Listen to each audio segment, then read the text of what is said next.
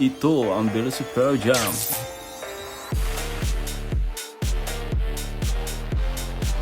Isang lightweight bike na ang bigat lamang ay 90 kg. Kaya nitong tumakbo ng 90 km in one charge. Meron itong inverted fork sa harap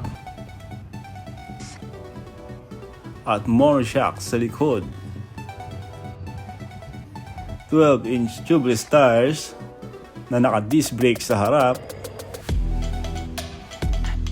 at likod. Tingnan nyo naman ang napakaganda nitong frame.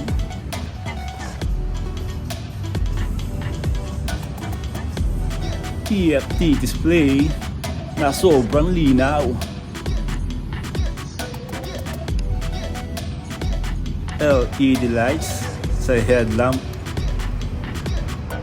pati signals para kitang-kita sa gabi.